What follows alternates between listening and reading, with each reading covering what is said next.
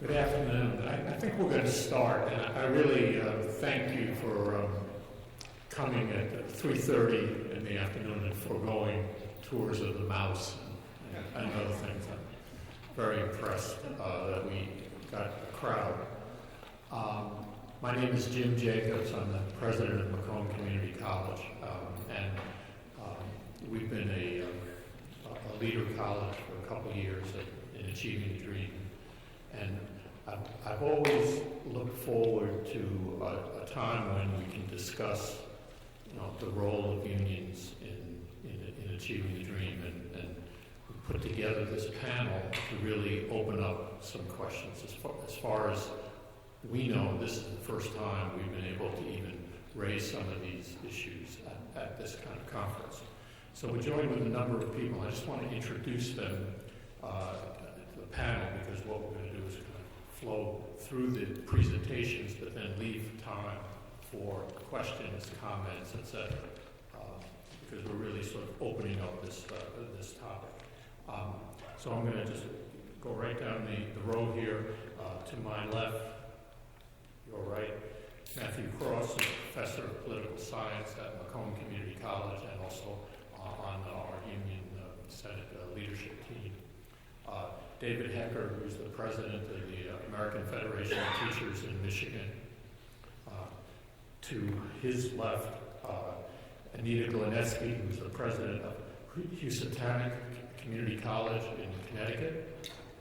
And then Becky Sandberg, who's the department chair and professor of developmental studies at Housatonic Community College. So what we'll do is I'm going to lead off, and then we'll kind of each speaker will talk a little bit from their perspective on some of the issues involved with this very interesting and important area. And so let's start with kind of like the big picture. We've done a lot of research on student success, and clearly one of the major components of student success and of the work that we do in achieving the dream is what I call strong faculty, i.e. teachers who creatively deal with the needs of students. You heard it today in the presentation, in the little very nice film that Kay McClenny showed. Authentic teachers, people who stood for the students and students really responded to them.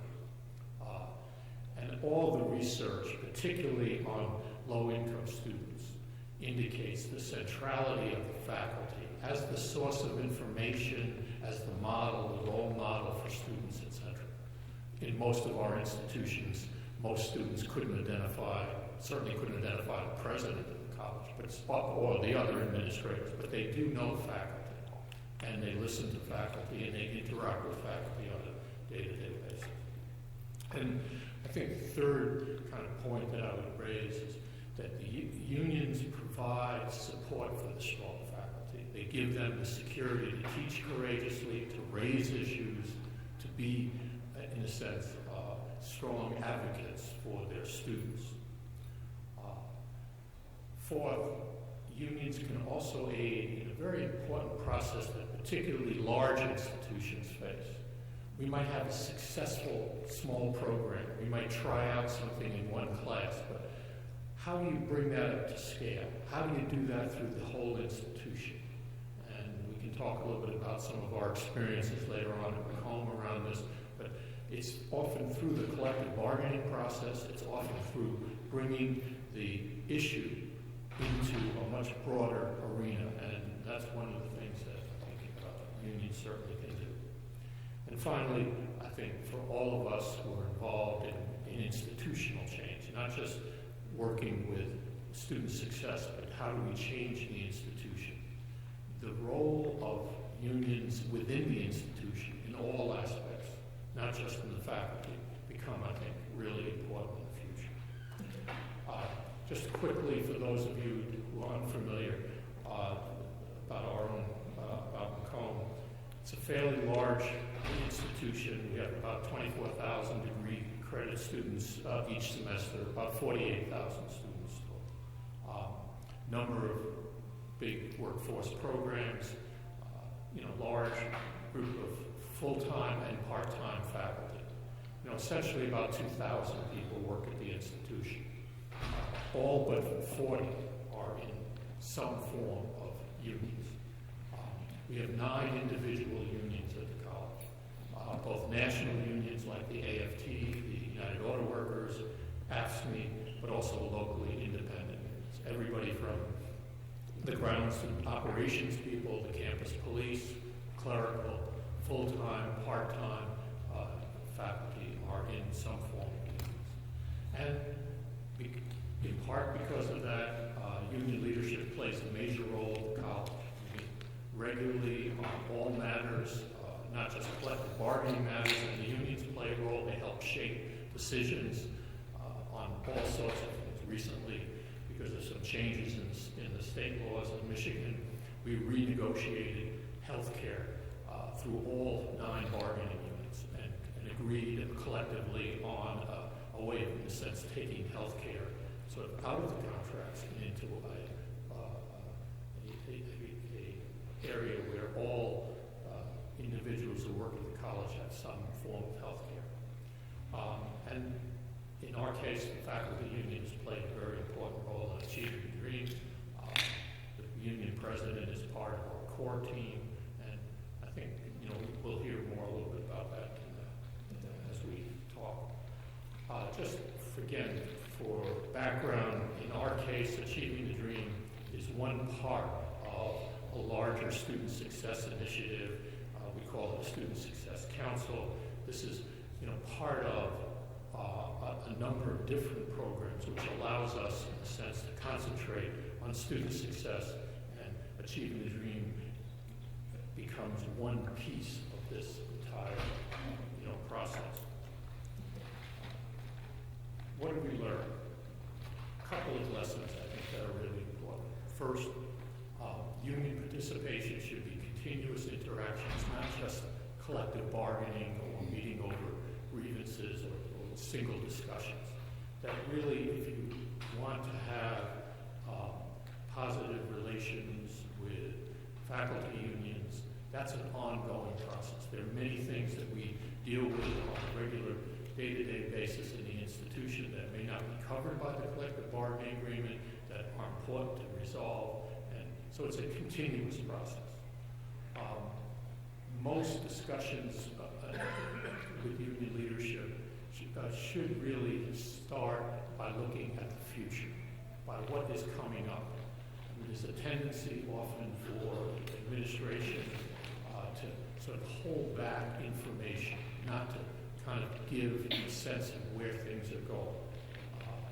That, I think, creates an enormous amount of distrust and sometimes an enormous amount of issues.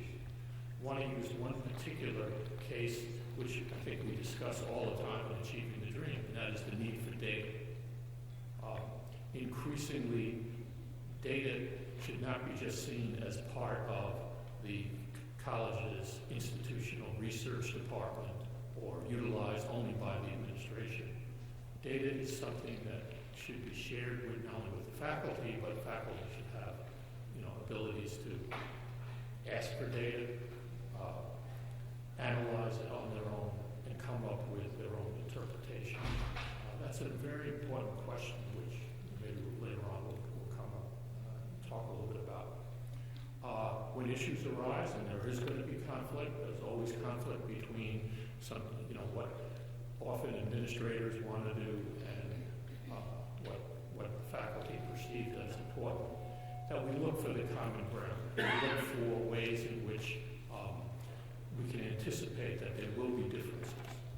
One of the things that we try to do is meeting with our union leadership is go over what we see as the future directions in certain cases to see where the disagreements are.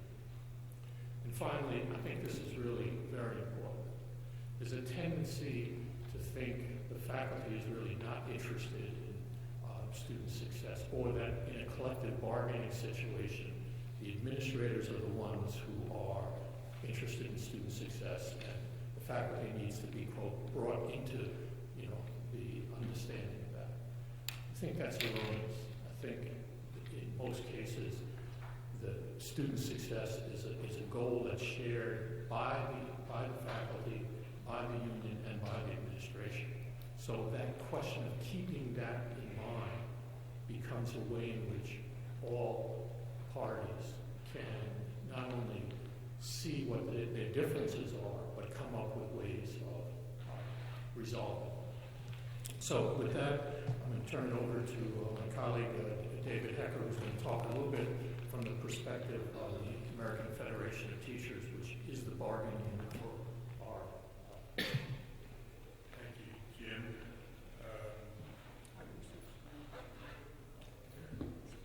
Love that, right? Okay, then I go down here. Thank you. And then up there. And then over here. This one here, right? There you go.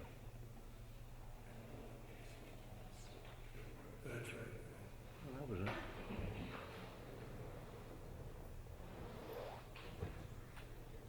Okay, and then make it full size here. Yeah. There we go. Okay, that's my session, and thank you very much. That's right. There we go. It's a great example. We didn't have to bother our friend in the camera to come up here. So how many people here are members of a union? Any union, not just the American Federation of Teachers? Great. NEA, AUP. Great. So a lot of what I'm going to talk about, you live and try to make happen every day. Just a word about the AFT. We have about 200,000 higher education members nationwide. About 85,000 are two-year. We're the largest higher education union in the country. These are just some of the community colleges that we represent. Obviously, far more. These are some in big cities or in big city areas, and there are many more of those. But I put that up there to show that, as you know, a lot of the students our members educate are low-income students or students of color. That's also true in our K-12 world, where most of the big city unions in the United States in K-12 are AFT, while we go well beyond that, and most of the big cities are AFT, so the students we educate in K-12 as well are heavily low-income and students of color. There are a lot of stereotypes, as you know, because you hear them. You hear them. Stereotypes of unions, right? We defend bad employees. That's one. All we care about is dues. Another one. We care about members, not students. In the K-12 world, they often phrase it, we care about adults, not children, but care about members, not students. And, let me ask you a question. So all of everyone who raised their hand and said you were a member of the union, so you're a teacher, you're an advisor, a counselor, a media specialist at your community college, are you the union? Or is the guy who's lucky enough to be the president of the state union? Or are you the union, or is the AFT National President Randy Weingarten or Dennis Van Rokel the president of the National Education Association, the union? You're the union, right? You're the union. There's no, oftentimes people don't really care for unions, try to third parties and try to talk about the workplace as far as staff and labor relations go to have three components. The administration, the teachers and staff, and the union. When there are two. There's the administration and there's the teachers and staff who have come together collectively to form a union. They are the union. Oftentimes, again, we're third party as an attempt to try to undercut the work you do collectively. It's also interesting when we deal with the stereotype that we defend bad employees or care about dues, don't care about the students. It's like Matt wakes up in the morning and the first thing he says is, what can I do today to really do a disservice to my students? I mean, that's basically what they're saying when they say that, right? When Matt wakes up, just like all of you, and says the exact opposite. And historically, that's what labor's always been about. This is Sam Gopper, some of you may know, is the first president of the American Federation of Labor back in the latter part of the 19th century. This is his most famous quote. He was asked, what does labor want? And sometimes it's shortened to him saying we want more, and that's a great disservice, right? Because it's we want more schoolhouses and less jails, more books and less arsenals, more learning and less vice, more leisure and less greed, more justice and less revenge. In fact, more of the opportunities to cultivate our better nature. And that's what labor wants, because labor's always been a tremendous supporter, perhaps the foremost supporter of education, pre-K 16 education. Why? Because we know why. Because the work you do, education is what gives hope and opportunity to working families and the children of working families. The AFT, as do the other unions, work to promote student success in a variety of ways. One is working on education issues. We do an awful lot of work on education issues, which some people, well, it's a union, wages, hours, working conditions, they bargain a contract, they administer a contract. There's also a great deal of work done on figuring out how to enhance student success, figuring out what programs work, and as a union, we can share those programs with members throughout the country. In fact, we have a publication, Student Success in Higher Education. If you go to aft.org and you go to the higher ed section and you go to the lower left-hand side, you'll be able to click on and get that publication. I'm not going to go in depth about what that publication says. It says an awful lot of the things that Achieving the Dream says. This is just very quick. Success requires exposure to knowledge in a variety of areas, development of intellectual abilities, and applied skills, both professional and technical. But we also promote student success, you do, right at the workplace, through organizing, negotiating, and more. Because after all, the faculty and staff's working conditions are a student's learning conditions, right? You can't separate the two. And some of you may be from these colleges and know far, far more than I do about a number of these initiatives. But in Miami-Dade, I talked to the union president the other day about the Student Academic Initiative, which they work on with administration, recognizing that an impediment to a lot of low-income and students of color is everything else going on in their life, their need to work while they're going to school, and if there was a way of, without reducing quality, shortening the amount of time they're actually at Miami-Dade, that's a great benefit to them. And so the union works with the administration on this initiative to sort of figure out how to get students into their major field sooner rather than later. Henry Ford, as you may take a wild guess, at community college in Dearborn, Michigan, and we can cite many contracts along these lines. Just some things in that contract, like you have, class size limits,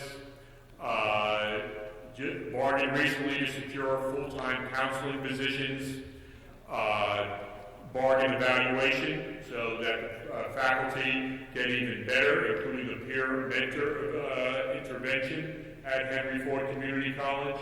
They're presently negotiating to get full-time professional tutoring positions, negotiate for professional development, negotiate a minimum number of full-time tenure track faculty, require a minimum number of required office hours, and a strong salary and benefit package. And some people look at that and say, oh, that's just for the faculty, better pay, better benefits.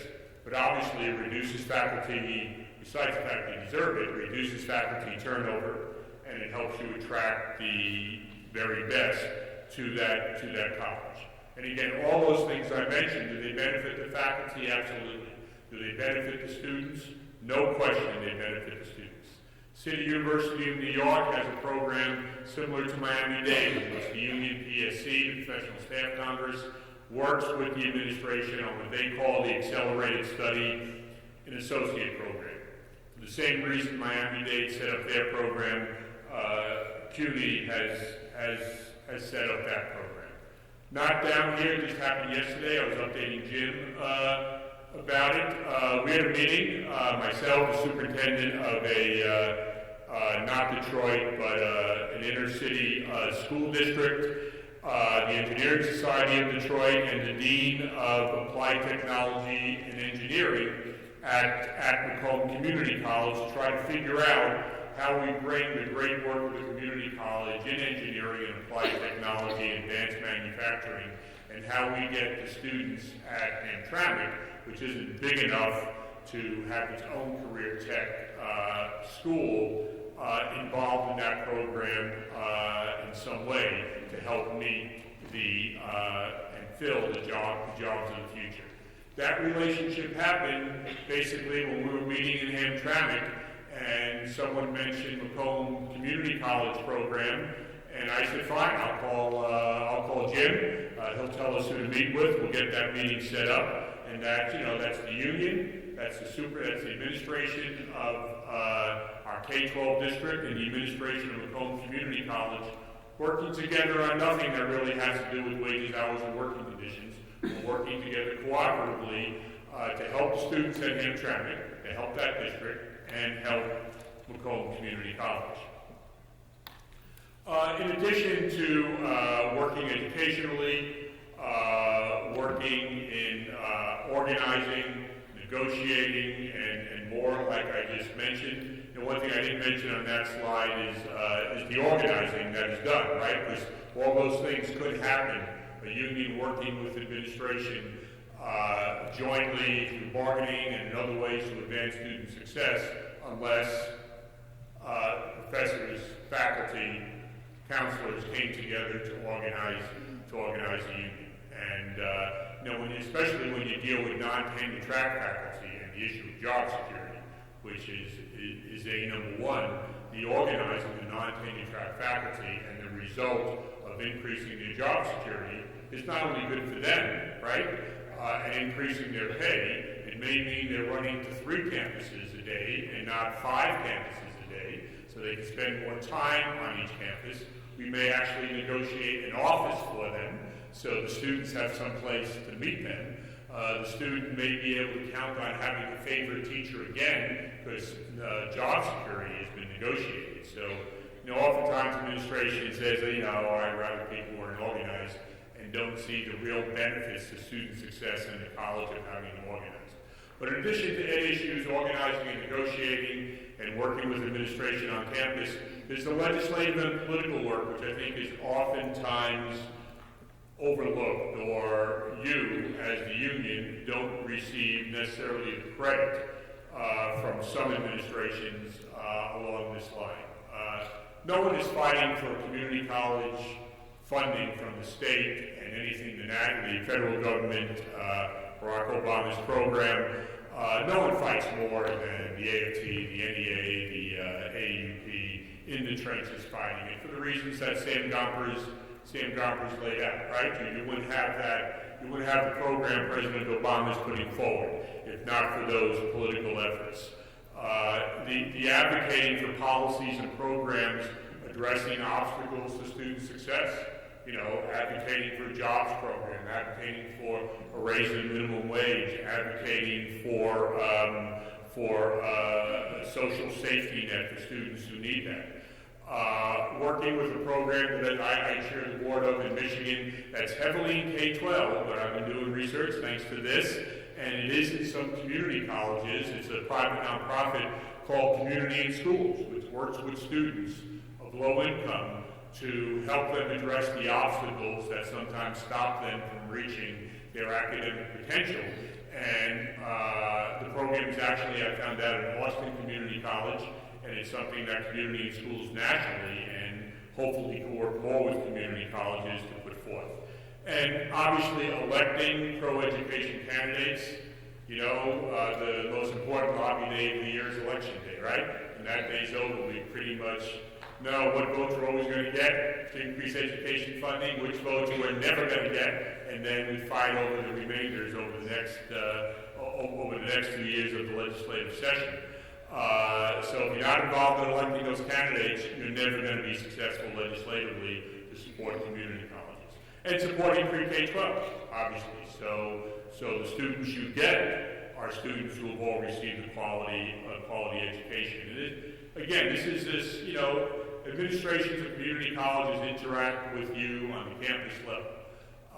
Sometimes I think it'd be useful to open them up to this broader picture of what labor actually does for student success. Takeaways, I hope. I'm not that cocky to think you're taking these things away from what I said in the last 10 minutes.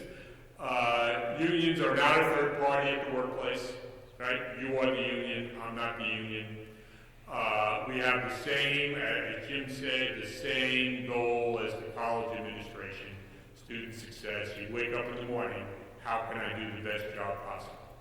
In the best of all worlds, we want to have a united college campus, not a college campus where people are at odds. There'll always be differences, as Jim said, but a united college communities where everyone works collaboratively to achieve student success. And really, community colleges, administration should, I think, realize that unions are their best friends, and for many reasons, including politically and legislatively. So thank you for the opportunity, and I'm going to turn it over right here. We're going administration, union, administration. Okay. So go escape, and then go down. Very quick, down there, and you are. This is you. Yeah. Okay. And then that one that is bigger. There we go. Okay. See, union management. Working together. Well, good afternoon, everyone. I'm very pleased to be here and to talk about what we've been doing at Housatonic Community College. And the one thing that I'll begin with and highlight, I spent many years in Michigan, and I'm very familiar with the Michigan process where each community college there works independently with the unions on their campus. It's very, very different in the state of Connecticut.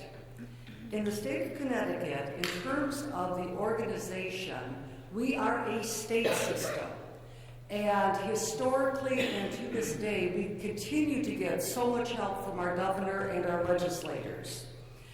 And the way the system was prior to 2011 is that there were in one system 12 community colleges, one online college. Now these community colleges, these 12, were a form of a merger in 1997 in which 4 technical colleges were merged, were basically closed and added to 4 transfer institutions. And what the legislatures did at that time is created what's called a proportionality rule. As new faculty would be hired, they would be assigned to either AFT or the 4Cs union on a proportional basis. The net effect of that is that you will have 2 English faculty members sharing the same office on the same campus with 2 different union contracts and 2 different union workloads. So it does make for an interesting process on merged campuses. Housatonic is not a merged campus. Prior to 2011, state university systems, 4 state universities, 1 University of Connecticut. This changed with legislation passed in July of 2011, implemented January of 12, and it said that now we will merge all of the community colleges, the online college called Charter Oak, as well as the 4 state universities. So now there are 17 institutions that are under this name called ConSCU. They're really trying to figure out another name that doesn't seem quite so awkward. So now staying primarily with the faculty area, we now have 3 unions, AFT, 4Cs, and now AAUP. And then there's a smaller subset at Charter Oak, and I did not look up exactly which union they're in, but they're in a different union. This merger said that as it occurs on January 11th, where now instead of each unit having their own Board of Trustees chancellor, there will be one Board of Trustees appointed by the governor. There will be now, it's called a president, overseeing all of these institutions. All contracts shall stay in place, and that's exactly what has occurred. So depending on which institution you're at within the state of Connecticut, you're still following whatever was the previously negotiated union contract. And again, as already cited at Macomb, the majority of individuals at every campus are in fact one of a union member of one of several unions. On my campus, Housatonic, where we have currently 6,000 students, I have 5 distinct unions, but only one faculty union. So at the same time that this merger took place, the governor also instituted that there would be no pay raises for 2 years, and then in years 3 and 4, which is this year, next year, there would be a 3% raise plus step, which is 5%. And then at the same time, throughout these 4 years, there would be no layoffs. So all I'm saying with that is we have a very active governor in our process of running our institutions. How did all this impact what's been going on with us with ATD? I have to take you back to the beginning, which was for us 2004, 2005. And for those of you, how many of you go back that many years with ATD? What you have to mentally remember is that in 2004, 2005, there really wasn't that much emphasis on data.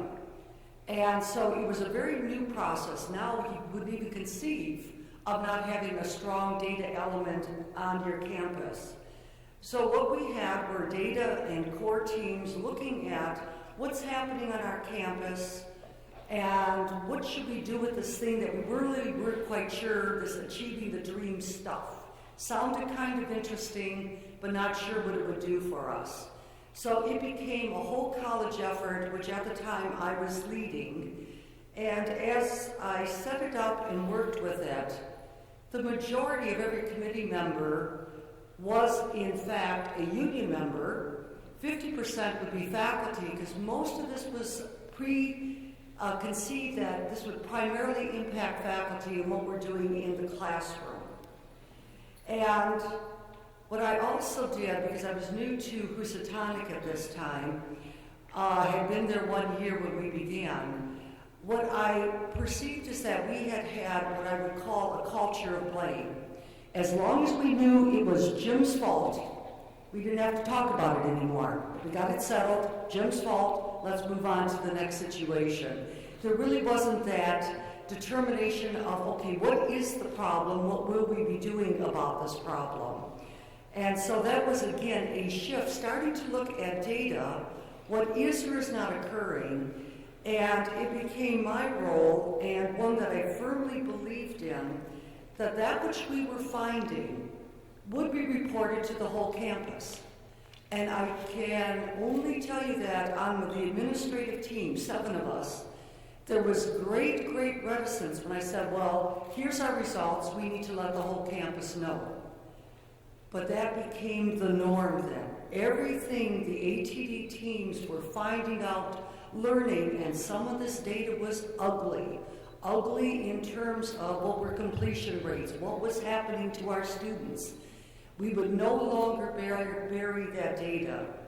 And when I say reporting to the entire community, as we learn things, we have, as part of our culture at Housatonic Community College, we have monthly community meetings. So the various members of the group would report out, and we continue to have monthly community meetings where data elements, as we progress through the years, are continued to be discussed. So this is what we have been doing, and what we decided and what we've implemented is that we will always share information with the students and do that which supports student success. And as we looked at our data, we determined that we needed to do 4 things. Success coaching is mentoring, developing an on-campus mentoring for which faculty and staff volunteered to be student mentors. We developed a You Can Do It program, which is a male minority initiative. We looked at the success rates of particularly the males on our campus, the majority of whom are minorities, and knew that we had to develop special initiatives. Another initiative, we looked at what's happening with the high school students coming to us. We knew we had to reach out to our high schools, and that's what the Bridges program is, working with the high schools in our 11-town service region to help their students be more college ready. And then our biggest hurdle was the poor math results we had, in that the students were coming in needing developmental math, and they were cycling in and out of those courses. So we developed self-paced programs, we developed an intensive program for them. All of this developed by the faculty, by the staff on these committees. So I could have said, this is what we need to do, and that would have been the silliest statement on earth. It was by the discussion in these committees, sharing with the full college committee, that we were able to make these changes, which are ongoing today. We constantly look at, is it working, is it not working? Now, our legislators and our governor have not chosen to stop helping us, so they have implemented a new legislation, which is referred to as PA 1240, which has really absorbed much of our time the last 2 years, and Becky Sandberg, the head of our Developmental Studies Department, will walk you through what occurred there. Becky, please.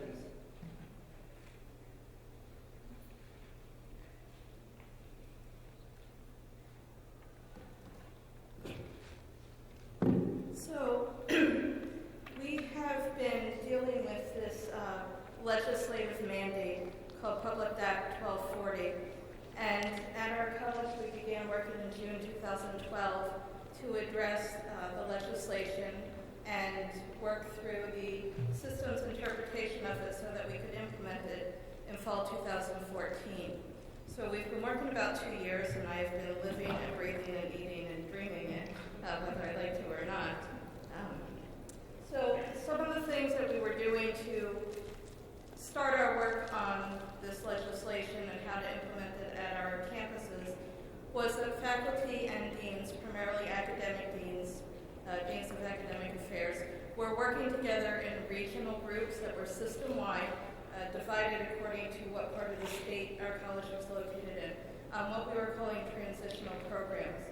Part of the legislation mandates that students that are placing below the developmental level of coursework have some sort of interventions that are low or no cost, will build their skills and enable them to move a little more quickly into either developmental course or skip developmental coursework and move on to college level work.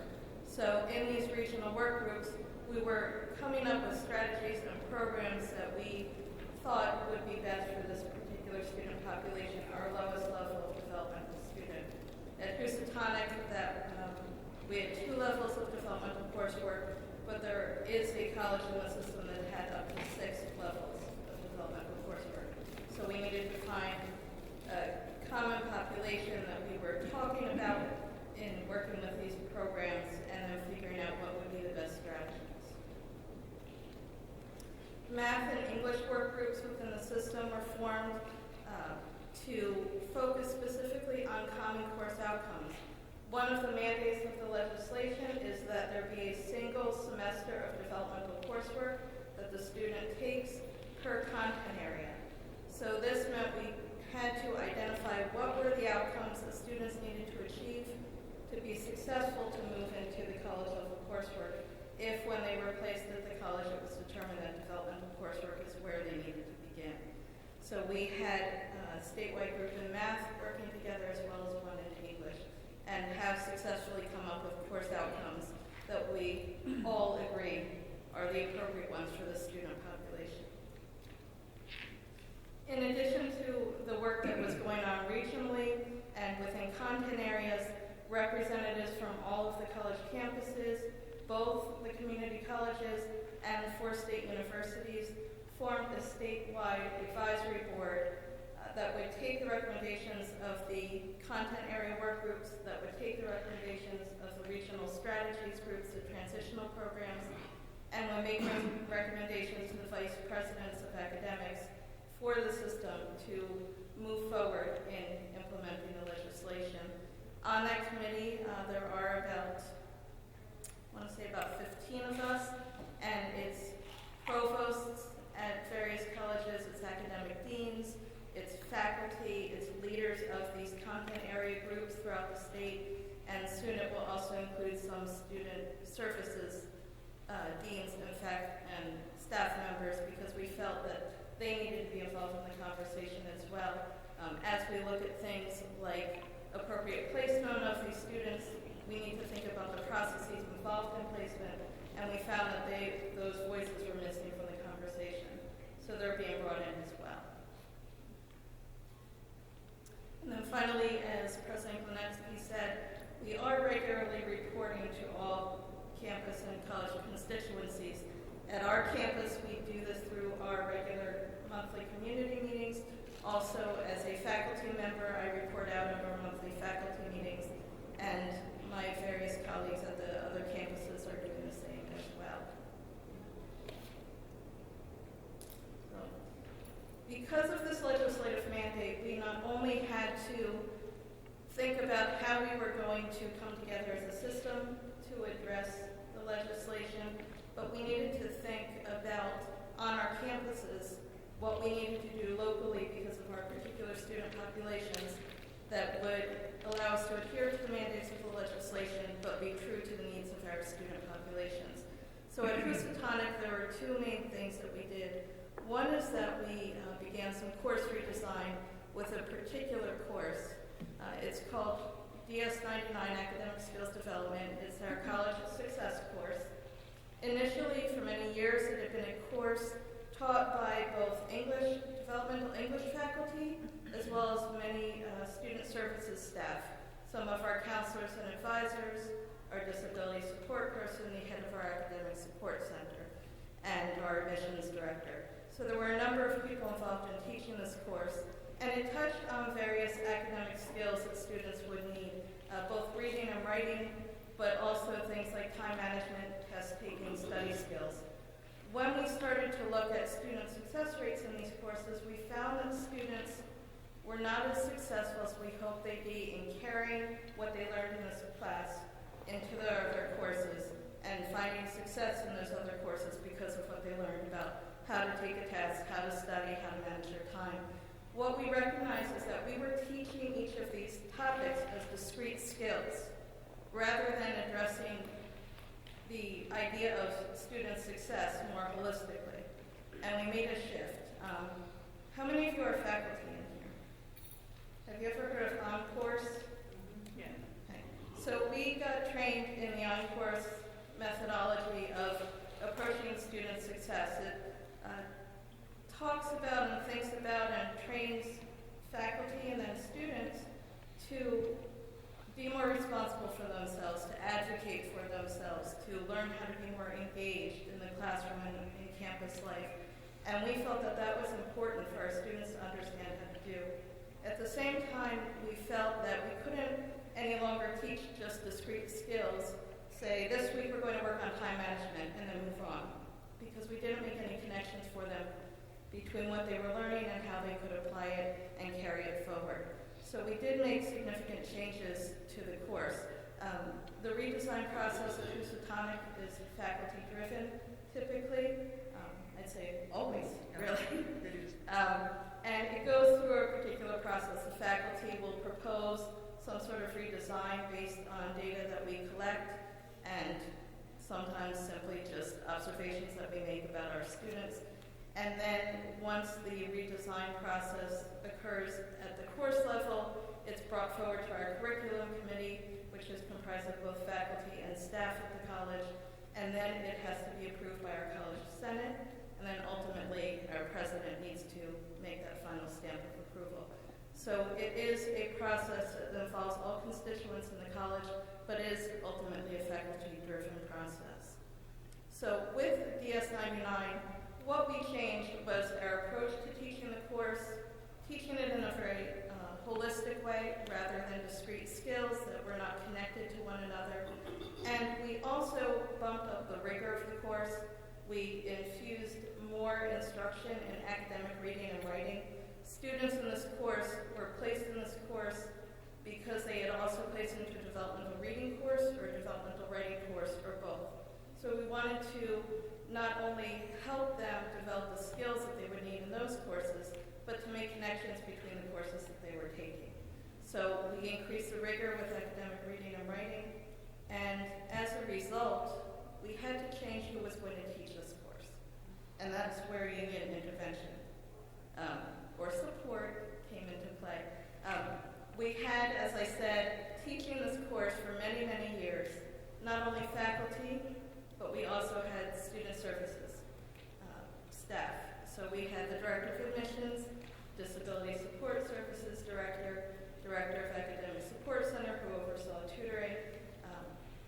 So we had a number of people who didn't have an expertise in teaching reading and writing, but did have an expertise in working with students and helping them achieve success at the college. But we felt because we had taken the academic reading and writing component of it, raised its profile, and made connections in the student success course to what they were learning and doing in their reading and writing courses, we felt that we needed to focus the faculty teaching the course, those that were English faculty. And that didn't go over quite the way we had hoped. But our union was very supportive of our decisions, and I think as a faculty member and a union member, that's one of the most important things to remember about union, is that union is there to advocate for us, to support us, and we were able to bring together faculty teaching the course, the student services, staff that had been teaching the course, and have a conversation about how we could work together to support student success, even if some of those people who had previously taught the course no longer would be doing so. And we were able to work together under the umbrella of being part of the same union to know that we were working towards student success, perhaps in a different form than we may have been before, but we were all working for the same thing. And Becky, their teaching was all for extra pay. Yes, their teaching was all for extra pay, and that was probably some of the motivation for the disappointment in no longer being able to teach the course.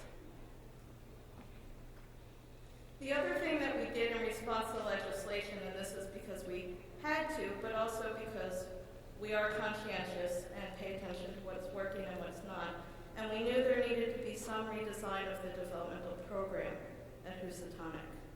So we made changes to the developmental English and the developmental math sequences.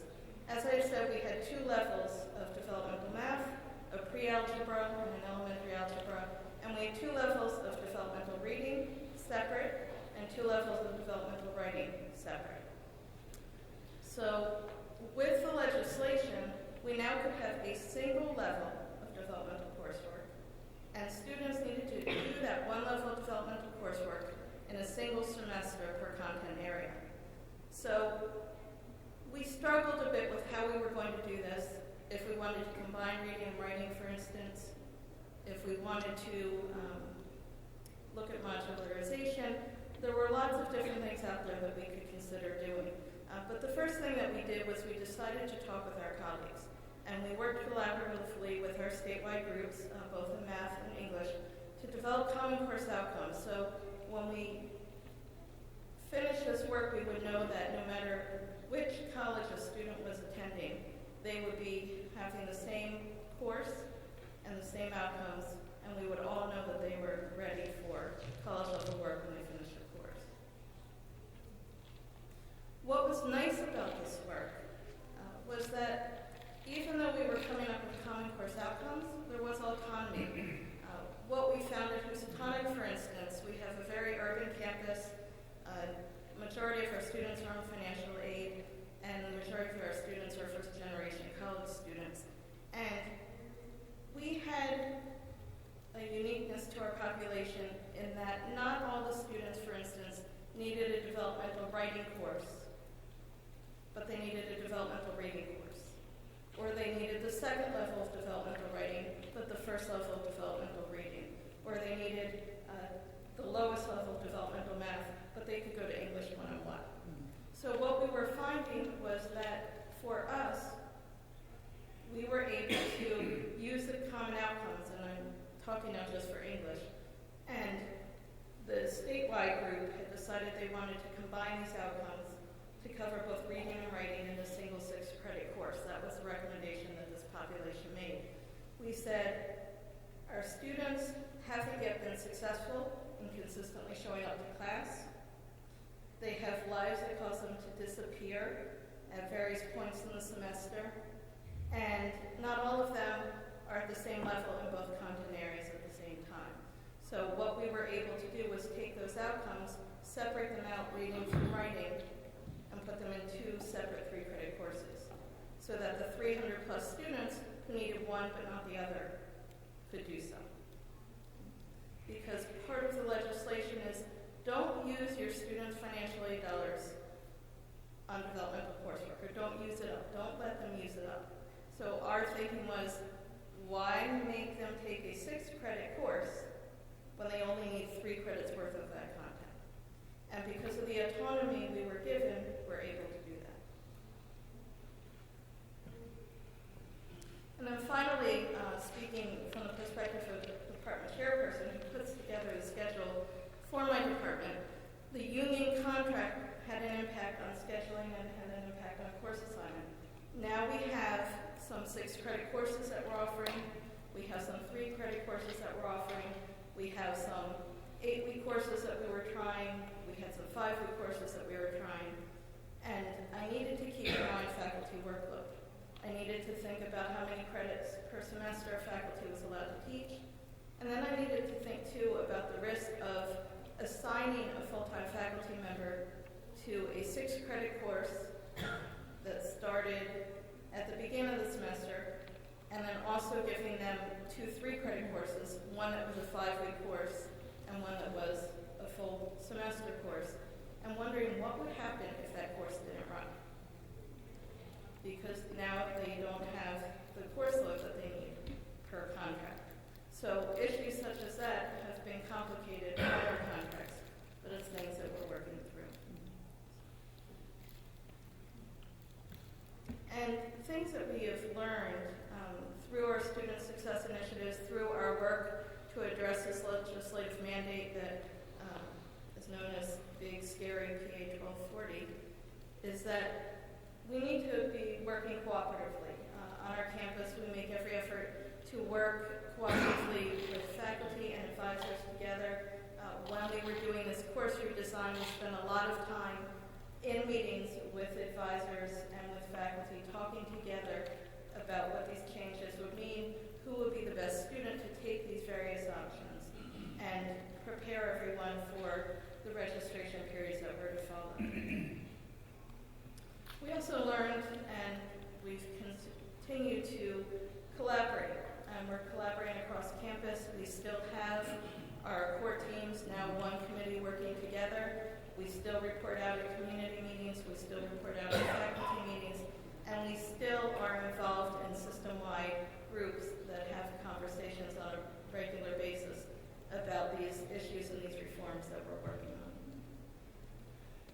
And then we also obviously have learned through ATD that we need to be consistent and we need to be accurate in our data collection, that we constantly need to be assessing and reassessing what we're doing and making sure that we're reporting on it and reporting on it in a very transparent way.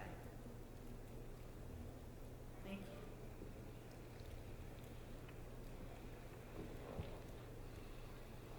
How's everybody doing? How many of us are teachers?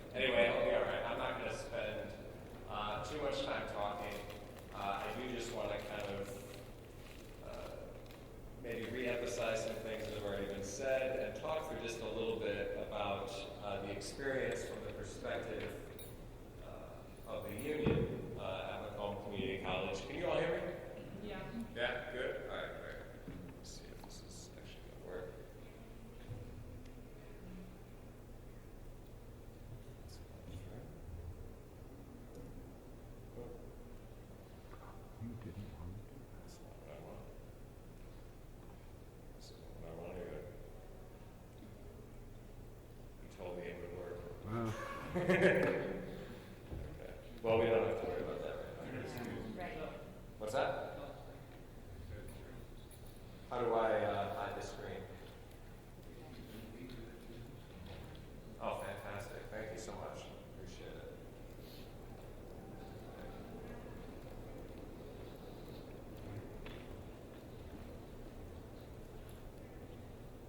So one of the things thank you so much. I'm terrible at PowerPoint, by the way. And Jim was talking a few days beforehand, like, hey, if you got a PowerPoint, send it, and so on. And I was actually, there's a teachers, really correct this. There's a teachers conference training that I attended this weekend, and we all had to submit like 4 slide PowerPoints answering some questions about ourselves. This has absolutely nothing to do with achieving the dream. And we're standing there, and the slides come up once everything's there, and they had all compiled them onto one big PowerPoint. And for some reason, the way mine transferred, they were just like, it was a gray background and really small type, and it looked to be like 10-point type on top of a gray background, so you couldn't read it anyway. And then what I had written looked really cryptic, and it was terrible. Anyway, so I don't do that very well. So I thought instead I would just talk about a couple of things. But one of the things that I really wanted to emphasize first was I think that when we talk about this question of student success in the context of achieving the dream and beyond achieving the dream,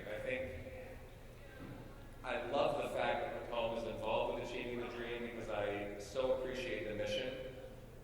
When we think about all of the things that our students are dealing with, those factors that impact student success, right? And all of us who are teachers, we know what those are. It's everything from poor health, the illness of a family member, struggles with work schedules, struggles with foreclosures, with layoffs, deeper social toxic issues such as poverty or racial discrimination or sexual violence.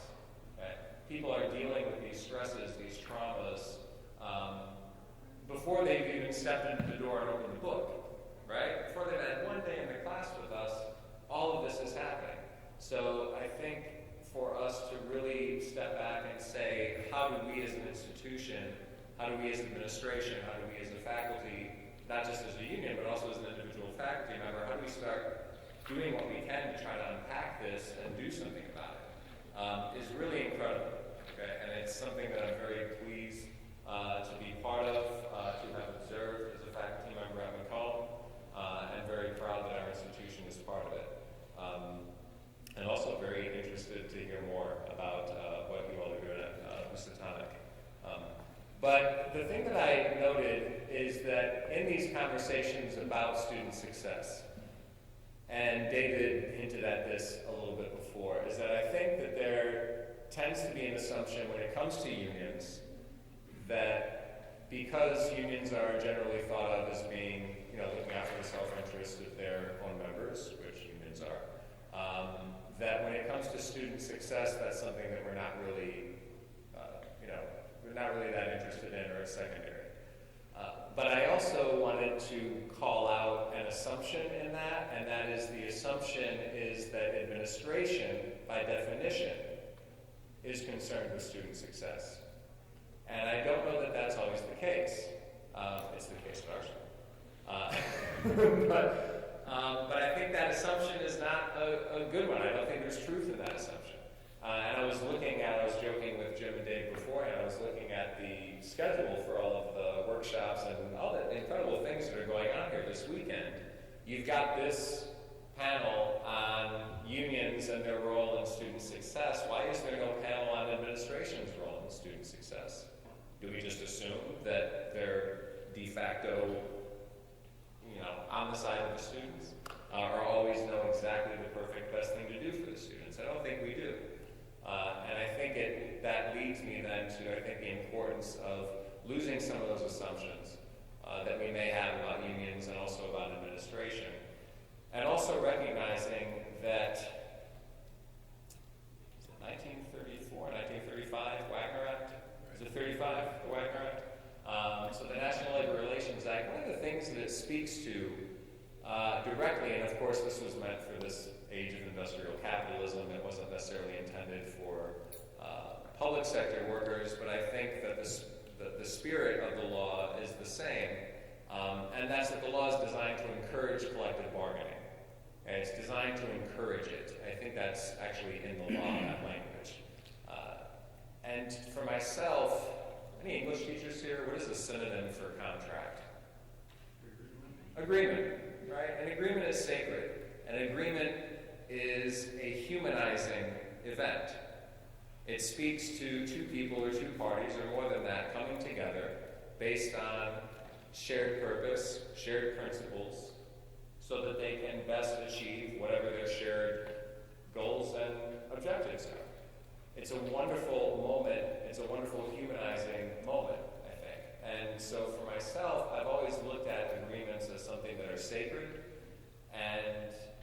but they're sacred, but they're also, I think, they reflect an ongoing conversation, right? So if we have an agreement for something, and you on your own come up with this fantastic idea of how you're going to do such and such, right? You know, this is going to be great, and so-and-so's doing it over here, and this is going to be fantastic, and wait till we do it. And that's fine, but if what you want to do essentially puts our agreement in the toilet, right? Every good agreement has some freedom for all parties involved, okay? No agreement, in other words, can cover everything, right? The U.S. Constitution, you can think of, I teach political science, so this stuff comes up all the time, but you think of that as the contract between citizens and the government, right? The Constitution doesn't cover everything. Our contract, our bargaining agreement at Macomb does not cover everything. And no agreement can cover everything. So good agreements, good collective bargaining agreements, provide some freedom for each party to kind of do what they need to do and do the work that they need to do. Okay? But at the same time, if the work that I'm doing or the decision I make into the work I'm doing conflicts with that bargaining agreement, it has an impact on what we've already determined you're doing and I'm doing and what we can do, we have to sit down and talk about that. And I don't think that there's anything wrong with that. In fact, I think the opposite. I think the institution, and in our case, the first concern for us is, of course, the students. I think the students are better for it. And I think that Macomb's record so far, with Achieving the Dream and what we've been able to accomplish with the work that the faculty have put in, that the union has put in, and that administration has put in, it's not always been easy, right? It never is. But there have been very valuable, rich conversations and debates and discussions that we have both learned a great deal from each other and about the nature of this work through this process. And I think, there's a saying that you want to, sometimes that the process is almost more important than the product. And I don't know that that's true, but I think the process is so critical. Because when we're talking about student success, if it's one person who comes forward and says, this is my idea, I want to do it, to hell with the contract, this is a great idea, I'm betting 95% of the time that's not going to wind up being a very good thing. It's probably not going to be sustainable, right? You're not going to have considered all the potential outcomes, all the potential consequences. And when you have, and I think the same goes for unions too. I think if I as a faculty member decided to make some huge radical change in how things were done in my department without ever consulting anyone else, I don't know that that would be a great decision. There is something about the human process of sitting down. I know this feels a little esoteric, but I think it's very real to what we're talking about. I think there is something about the process of sitting down with others, hearing where you're at, hearing what you're trying to do, right? And it can go both ways. Oh, okay, you've got this idea, this is what you want to do. Why in the hell would anyone want to do that? So it can go there, but it can also go, that is a really interesting idea, and I can see how it matches our shared goals and our shared purposes and our shared principles. Let's figure out how we can make this happen, because we all recognize the value in this idea. Right? And from our experience at Macomb, working with Achieving the Dream and what we've been able to do there so far, and I think what's going to come, I think the impact is going to be very valuable for students. That all comes from this process of sitting down, working together collaboratively. I have a whole lot more that I'd like to talk about, but I feel like between Jim and Dave, and especially Anita, and I'm missing your name. Becky, I'm so sorry, Becky. I would love to stop and open this up for conversation, for questions from people. I know a lot of you have experience in faculty unions and your faculty members yourselves. So if it's all right with you, I'm going to stop talking before I slap the mic again. Thank you very much. That's it. Okay. I have a question and a comment. I love the idea of monthly, open, transparent reports, and I had an interest in your idea about volunteer mentoring. How does that work in workload? As part of the workload for individuals, and I'll start with faculty, our faculty in Connecticut who are part of the community college system 4C's contract, and I'll just keep it at that. They teach 12 contact hours per semester and then are to do 3 hours of what is called additional responsibilities.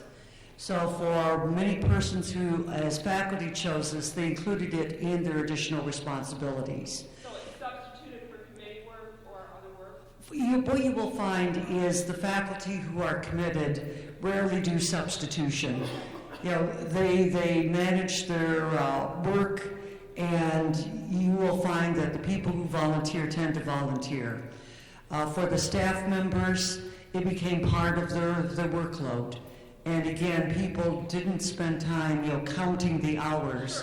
They just incorporated being a mentor. So it really was volunteerism at its best. Mm-hmm.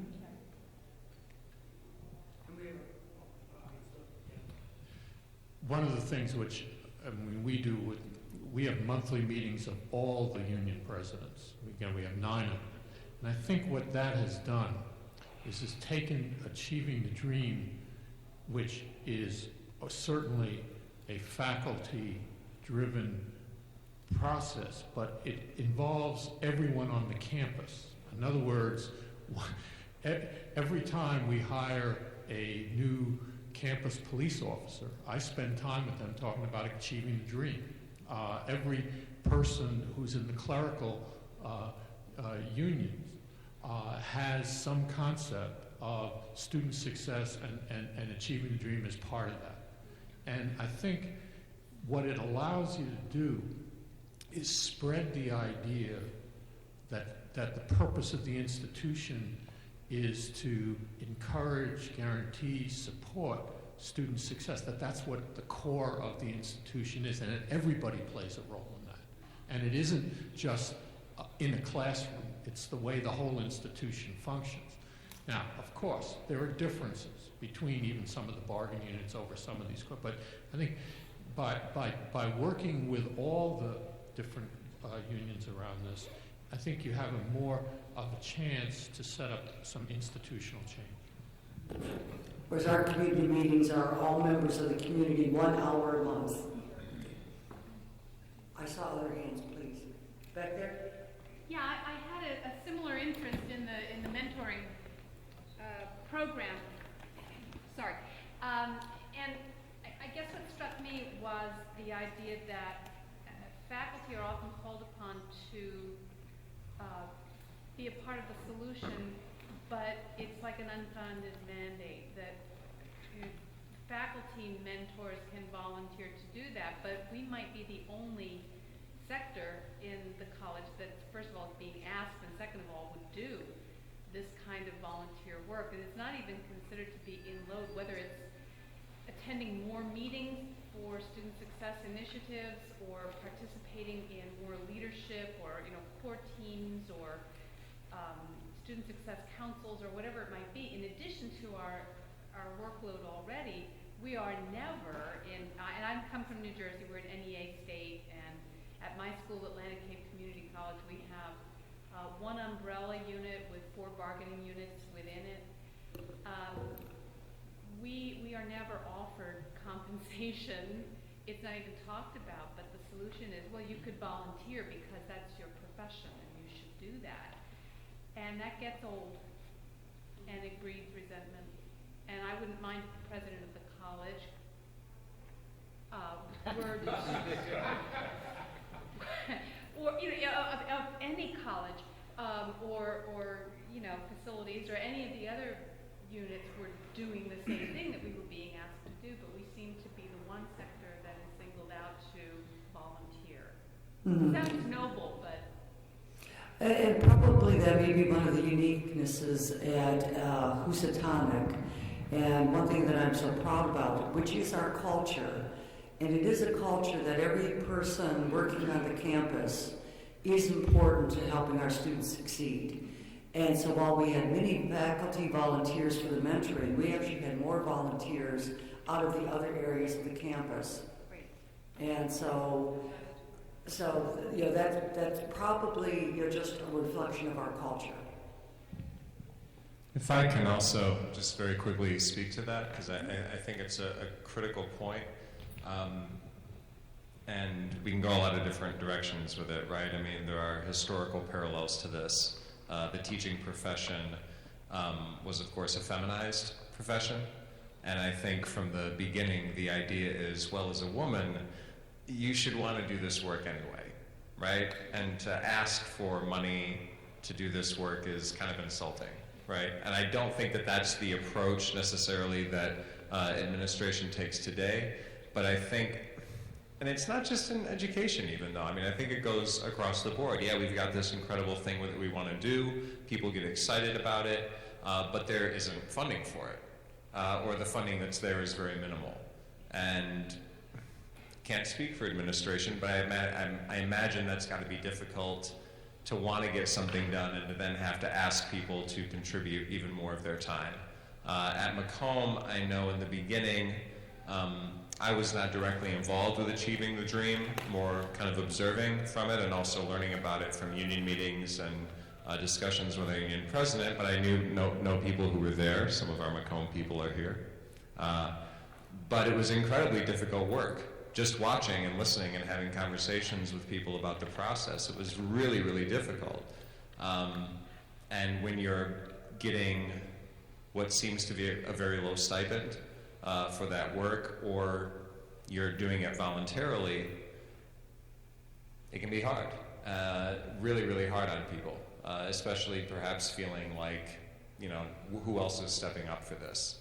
And I think it's in those moments where the relationships between unions and faculty and administration are so important.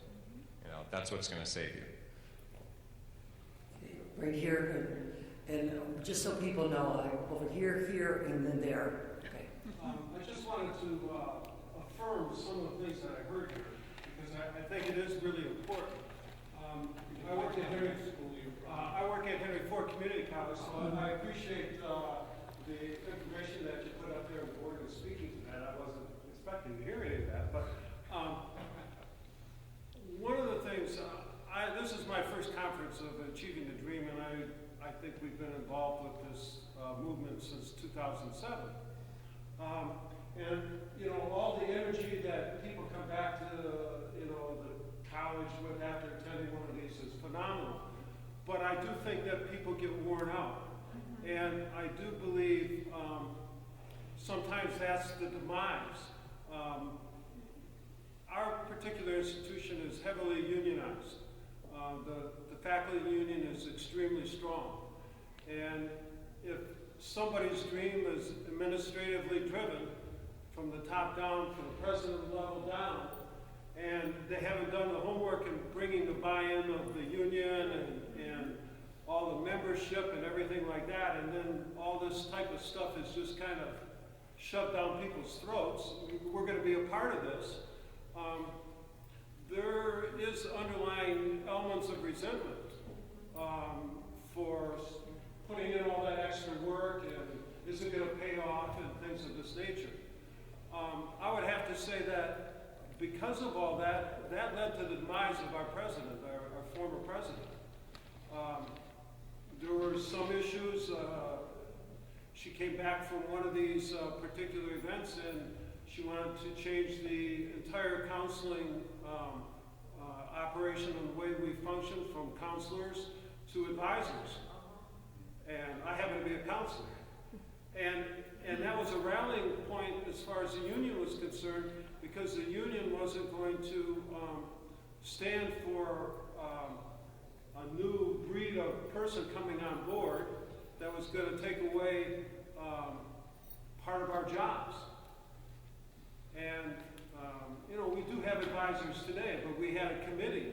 And, the committee had union representation. In fact, John was on that committee, and myself and a number of others. And the president had her people, and they listened, and they didn't listen to a damn thing that the committee members had to say.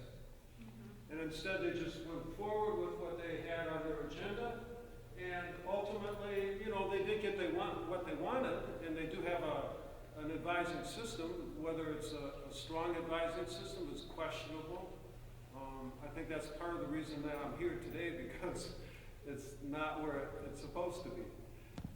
But at any rate, it deals with agreement and give and take, and not preconceived agendas.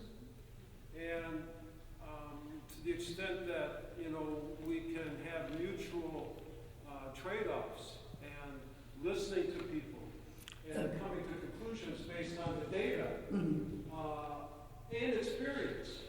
I think one of the things I hear in this whole movement is the how important data is, but experience is priceless as well. And if you don't listen to the experience, what good is the data? And that's, again, I think one reason HCC has been very successful, in that it was data-driven, but it was developed by those on the committee. And actually, as I thought about this, I think I was the only non-union administrator, initially working with the various groups. And we together came up with solutions. And so I think that was reinforced in the conversations that you heard from Macomb and elsewhere.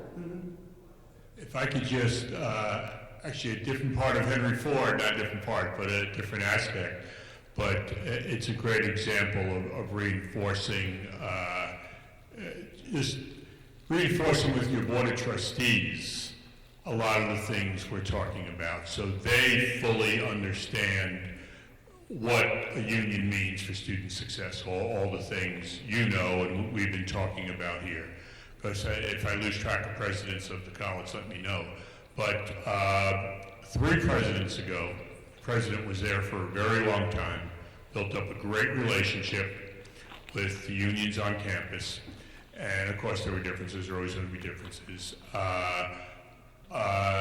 But then the Board of Trustees, the person that was referenced, the Board of Trustees since then has hired some presidents who clearly do not have the same desire, it appears, to have that relationship with labor, and clearly do not seem to have the same respect for the tremendous role that labor plays. I mean, Henry Ford Community College, it's the local union that runs all the millage campaigns in the community to get money for the college. And so I think the more we educate the Board of Trustees at these colleges about the important role that unions play in student success, maybe we'll be able to influence them more, so their choices maybe reflect the 2 union presidents we have, the two college presidents we have up here, rather than some of the college presidents you work with. Okay, other questions? Here, please. Well, I was very pumped up when I came in and talking about all this, and then I felt my exhilaration dwindle away. And I think this is an example of where the communication between administration and union can really falter. Forgive me if I misheard you, but what I think I heard you say is that the it isn't so much that the people who volunteer to be the mentors substitute mentoring for other community duties, and I think I heard you say that the good ones manage their time in such a way that they can do it all. And what I'm hearing there is the superwoman fallacy, the idea that if you're good enough, you can really do it all, and I honestly think that's where we can really run into problems, that a legitimate concern about just how much you can do and what the priorities are about what you do are actually a way of whining and complaining about workload. So forgive me if I misheard you, but that's what I heard, and I think that's where we can really run into those communication issues. It's probably because I have so many just phenomenal faculty. The strict answer is when faculty put in their additional responsibilities, if they needed to and wanted to say, I won't do this committee, but I'll do mentoring, absolutely acceptable. Nobody's frowning at them going, oh my, what's wrong with you? But I've got so many faculty who are just phenomenal. Becky, what is your perspective? I was going to respond to that. With our additional responsibilities, we can put that in as part of that 20% of additional work we need to do. And quite honestly, people will make sure that it stays within their 20%. They're very generous of their time in working with the students, but they are cognizant of the fact that it is time that they're taken away from their classwork or their preparation. And as far as prioritizing sort of what they volunteer for, each academic year, I think it's academic year, our academic dean and our administration and some faculty and staff, what committee is it that does the priorities? It's called the Additional Responsibility Committee. It's a once-a-year committee. They come up with priorities for the college of the kind of work that they would like to see people doing as part of their additional responsibilities. So there's always an understanding that while you can do whatever you would like, these are our strategic areas that we're hoping that people will support. But as a department chair, I will say that sometimes we do feel there's more work and more work and more work put upon us.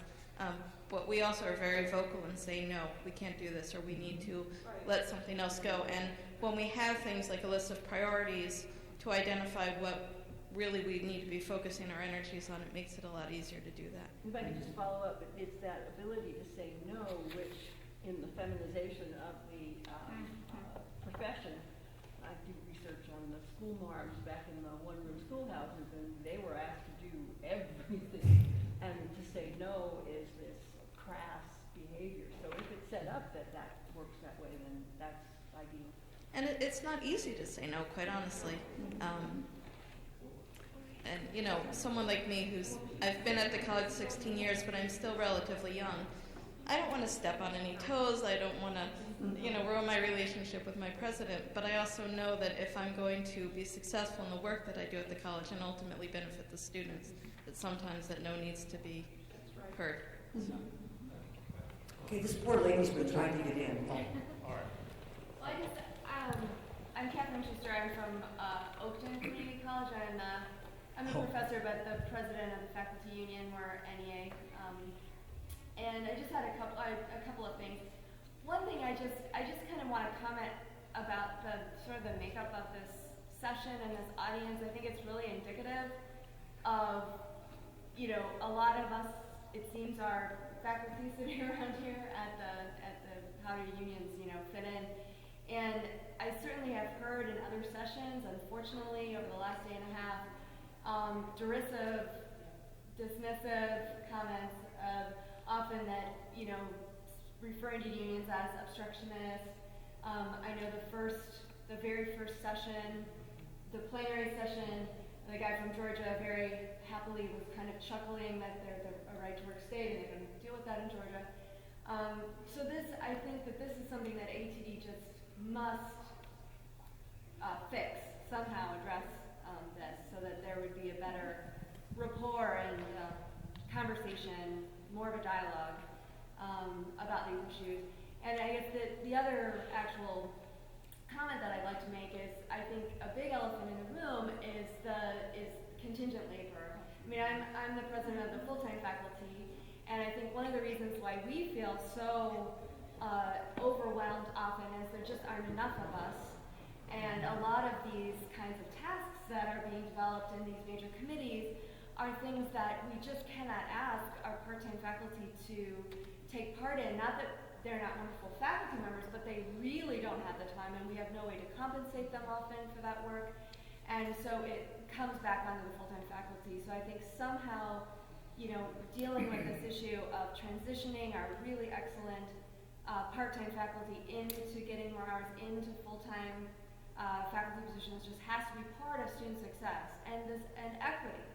So the idea that students that go to more elite educational institutions have faculty that all their faculty are full-time, they are there from semester to semester, year to year, they can form these great relationships. And we see community colleges going more and more and more into this contingent faculty labor pool. And it even with the best of intentions, these part-time faculty members, they're teaching at multiple institutions, they're torn in many ways, and they're just not able to provide those kinds of relationships in the same way that somebody who's full-time can. So I think it's an issue that, again, hasn't been addressed enough in this conference. And there's been multiple articles talking about the fact that historically, that's probably one error we made as community colleges.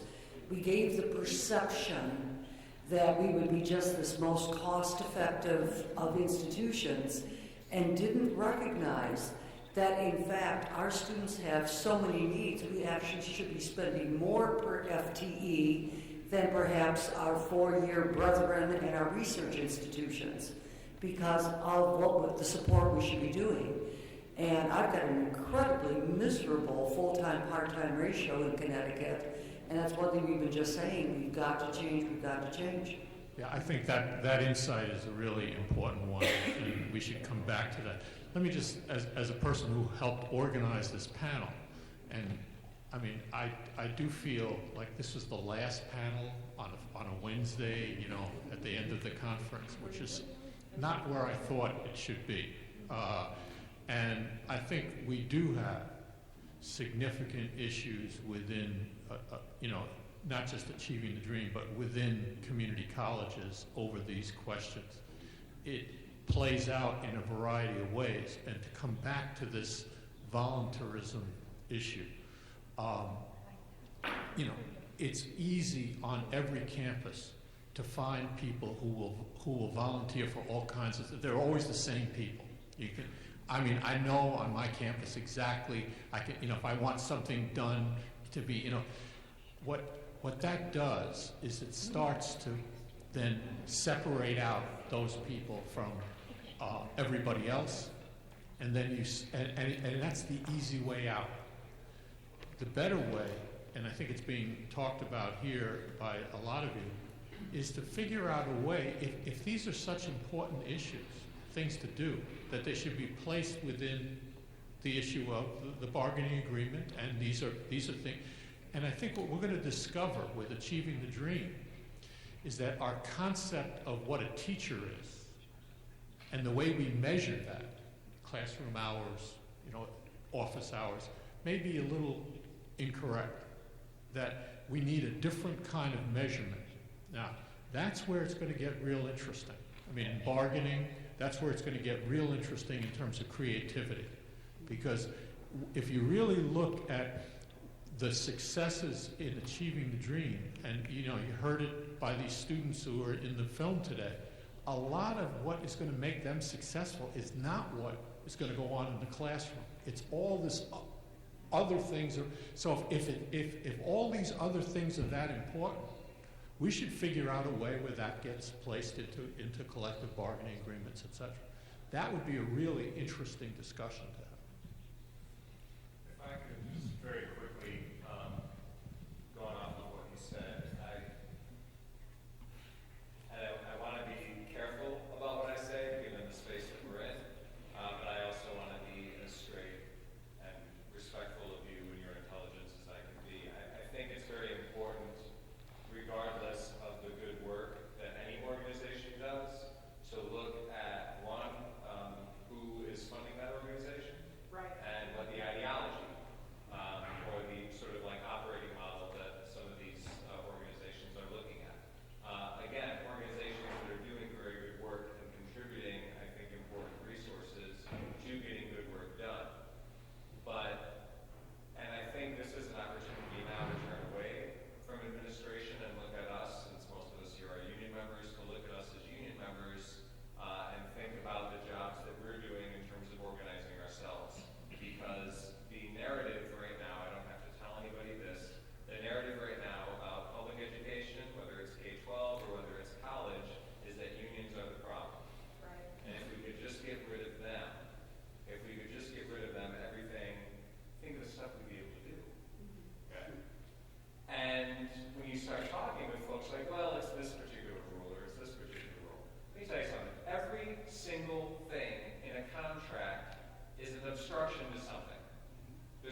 single thing in a contract that isn't obstructing somebody with some great idea who means well from doing something.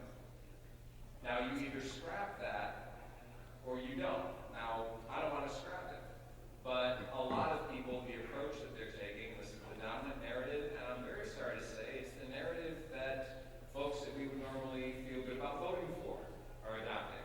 Okay, when it comes to public education and unions, sometimes I wonder if the Democratic Party is now the Republican Party of 1989, right? This is the narrative. This is what's happening. I don't have to tell you this, but I feel like what does need to be said is, as union members, what are we doing to change that? That the nature of the game is we don't have as much power, right? We don't have as much power, but we have to figure out a way to harness the power that we do have and change that conversation and step up in those rooms when the guy's chuckling about right to work state. Excuse me. No, I'm not waiting for the question and answer period. What you said is offensive. We need to step up. We need to figure out ways to start shifting this conversation. Okay, you've been trying to get in, and then we'll come back here. Yes, please.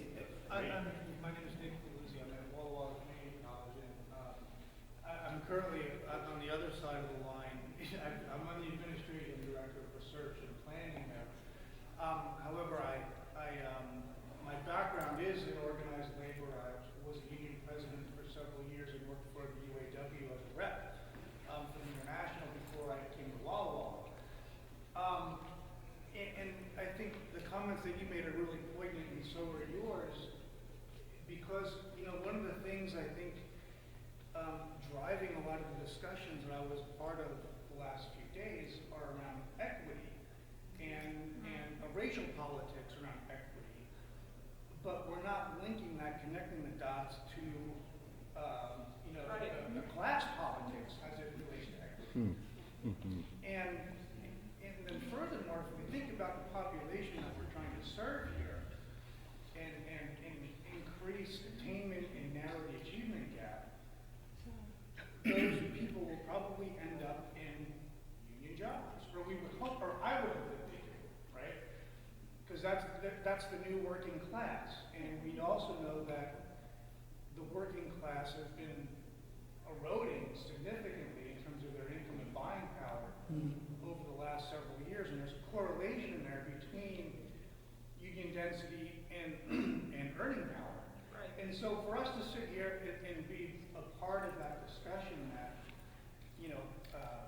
essentially by saying nothing condones the dismissal of unions or, the extra layer or the obstructionist position that unions take, I think is a disservice to the overall project of achieving the dream.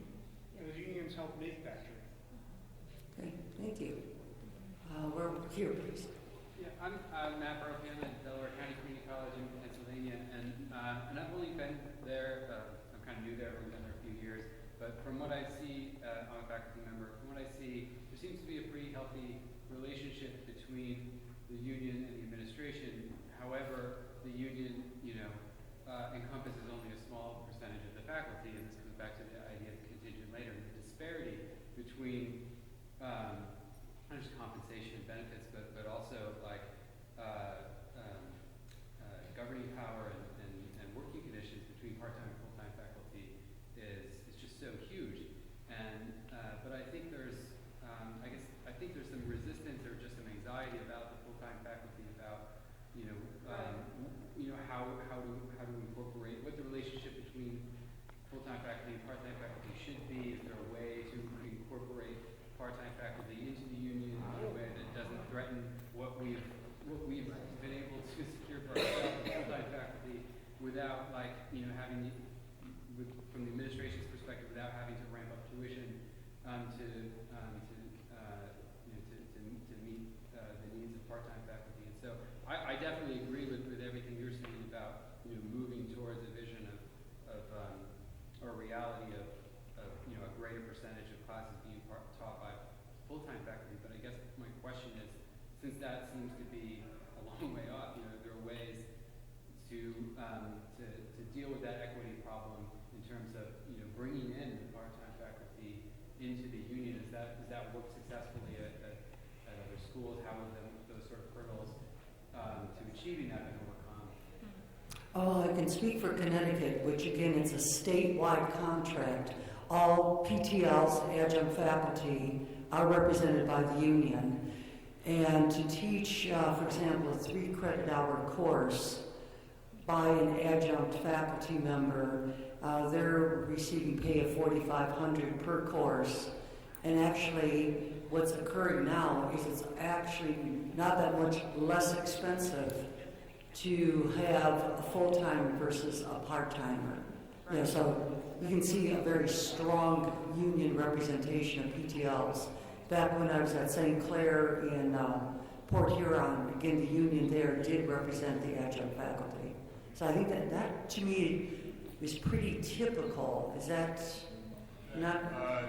I mean, the answer obviously is everyone needs to be organized, but the non-tenure track faculty, desperately need a union. There are issues to work through. I mean, they're going to outnumber the tenured faculty, but there are ways, to work that out.